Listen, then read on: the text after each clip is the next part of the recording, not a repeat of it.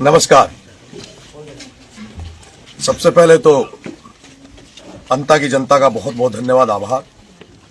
और विशेष रूप से मैं उन बुद्धिजीवियों का तहे दिल से धन्यवाद दूंगा। और मेरी एक बहुत बड़ी सोच इस चुनाव में बदली है। मुझे लगता था कि जो सामान्य वर्ग है कि हमें स्वीकार नहीं करेगा, लेकिन इस तरह से इस मीणा समाज में पैदा हुए नरेश मीणा को, जिस तरह से ब्राह्मण समाज, राजपूत समाज जैसे समाजों ने जो आशीर्वाद मुझे दिया, सर्व समाज ने जो मुझे आशीर्वाद दिया, उससे मेरी भी सोच में बदलाव आया है कई सारा। और मैं चाहूँगा कि मीणा समाज को भी अब अपने व्यवहार में बदलाव करना चाहिए, सब लोगों का आदर सम्मान करना चाहिए। और सभी लोगों से विशेष मेरा आग्रह है कि किसी पे भी कोई टिप्पणी ना करें, कटाक्ष ना करें। पहली बार हमने देखा है, हम 20 महीने में तीसरा चुनाव लड़े, और जब चुनाव कोई कैंडिडेट हारता है तो मैंने देखा कि हारने के बाद उसको 5 आदमी भी बाहर नहीं मिलते पोलिंग बूथ के, लेकिन हमारे हारने के बाद भी हजारों लोग साथ खड़े हैं।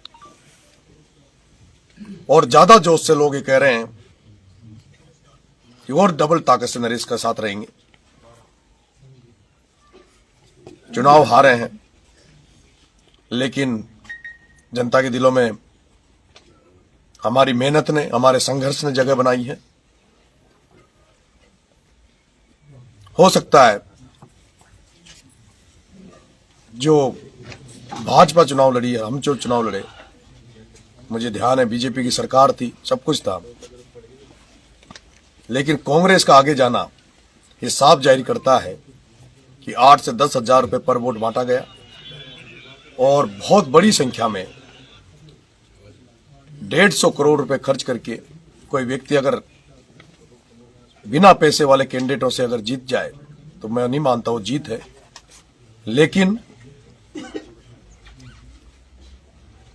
बिना एमएलए बने भी जनता की लड़ाई लड़ूंगा। कनाडा गांव में जो मगरमच्छ पड़े हैं तलाई में, उनको निकलाएंगे। फसल बीमा की लड़ाई लड़ेंगे। जो सातली गांव जहां बहिष्कार किया है, चाहे उन्होंने वोट नहीं डाला, उनकी लड़ाई लड़ूंगा। अब इस हाड़ौती में कोई भी किसान की, कोई भी किसी भी तरह की कहीं दुर्घटना होगी तो आपके भाई नरेश को याद करना। आपका भाई नरेश, आपका बेटा नरेश आपके साथ खड़ा मिलेगा। जिस तरह से पिपलौदी के बच्चों को न्याय दिलाने के लिए खड़ा रहा, अनशन किया, उसी तरह से अंता, छबड़ा, देवली, उनियारा, जहां 3 विधानसभा मुझे प्यार आशीर्वाद दिया, तीनों विधानसभा के लोगों को मैं आश्वस्त कर देना चाहता हूं कि नरेश मीणा आपको एब्सेंस, अनुपस्थिति नहीं दिखेगी। जितना दिन रात भागूंगा, दौड़ूंगा, आपके लिए काम करूंगा।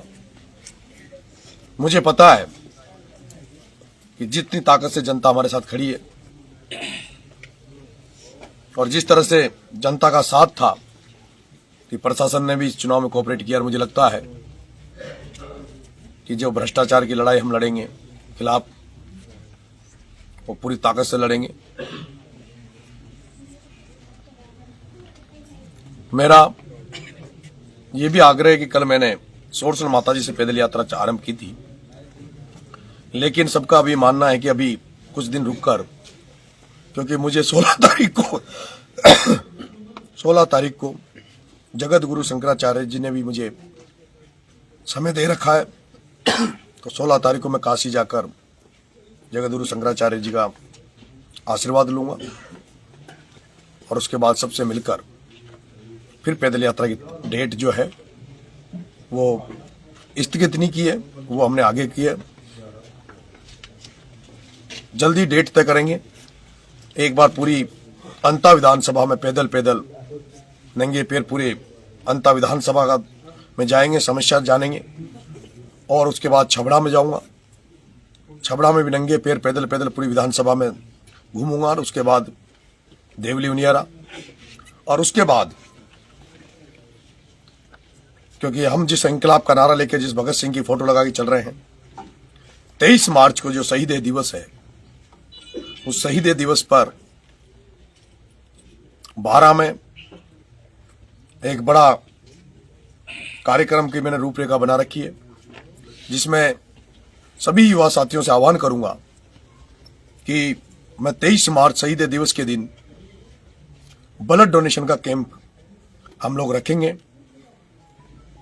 और जो भी मुद्दे हैं, समस्या हैं, उनको लेकर भी हम आंदोलन करेंगे। इसके अलावा ये जो कांग्रेस वाले खुश हो रहे हैं, ये डोटासरा जी खुश हो रहे हैं, जो कांग्रेस वाले खुश हो रहे हैं, आप तैयार रहें 2028 के लिए।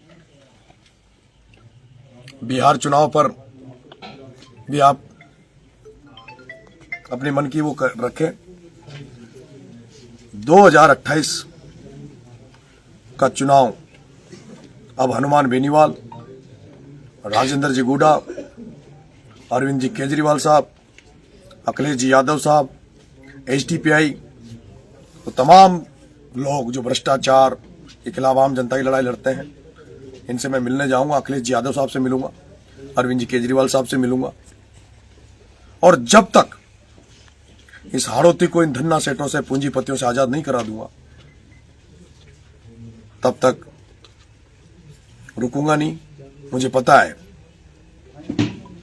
प्रमोद जैन भाया का जो मैनेजमेंट था, जिस तरह से कोटा में प्रहलाद गुंजल को हराने के लिए ओम बिरला ने 200 करोड़ खर्च करके एक एक वोट को 8-8, 10-10 हजार रुपए दिए, उसी तरह से ओम बिरला, राजीव दत्ता और अशोक लाहौटी ने जो बंद कमरे में मीटिंग करके और जिस तरह की यहाँ व्यू रचना बनाई और जिस तरह से भाया की मदद करी, उसको आज पूरा राजस्थान जान रहा है।